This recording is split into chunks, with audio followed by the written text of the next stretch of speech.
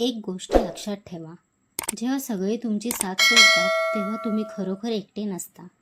कारण काही नाती दिसत नाहीत, पण ते आयुष्यभर आपल्यासोबत असतात. तुमच्या आयुष्यात कधी असा क्षण आला आहे का, जेव्हा सगळं संपल्यासारखं वाटलं होतं आणि अचानक कुठून तरी मदतीचा हात मिळाला?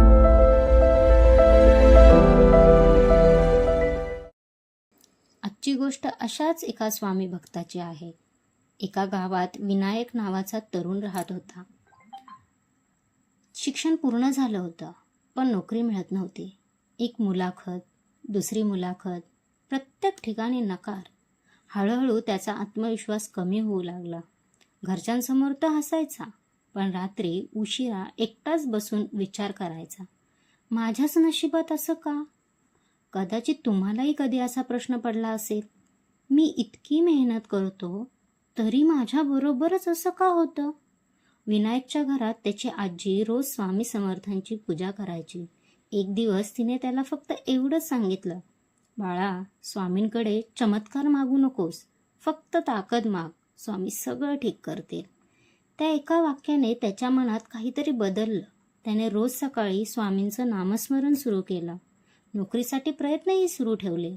दिवस गेले, हळूहळू आठवडे गेले, पण यावेळी तो निराश झाला नाही. कारण आता त्याचं लक्ष निकालावर नव्हतं, तर प्रयत्नांवर होतं. आणि मग एक दिवस ज्या कंपनीत त्याने अनेक महिन्यांपूर्वी अर्ज केला होता, तिथून फोन आला. त्याची निवड झाली होती.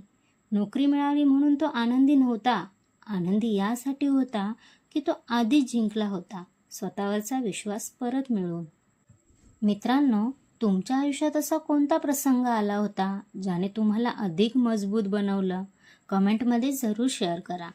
स्वामी समर्थांची शिकवण फक्त देवपूजेत नाही, ती जीवन जगण्यात आहे.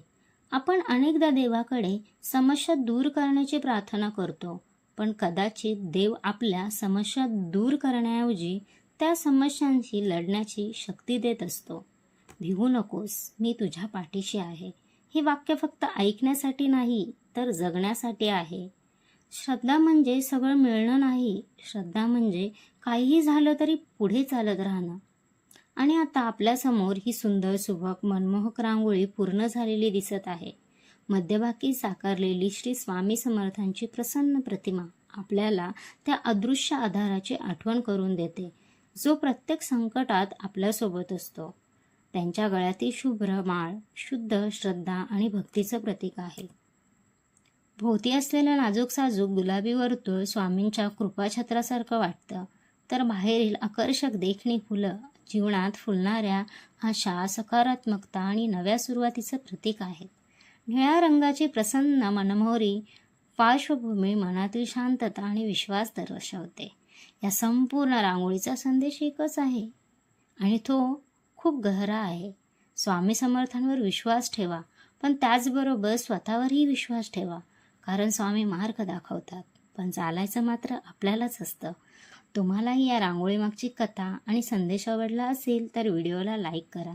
आणि अशा सुंदर, सुबक, मनमोहक रांगोळ्या आणि माझ्या प्रेरणादायी कथा आणि मनाला स्पर्श करणारे संदेश पाहण्यासाठी चॅनलला सबस्क्राईब करायला विसरू नका. पुन्हा भेटूया अशाच एका नव्या रांगोळीसोबत. नमस्कार. श्री स्वामी समर्थ.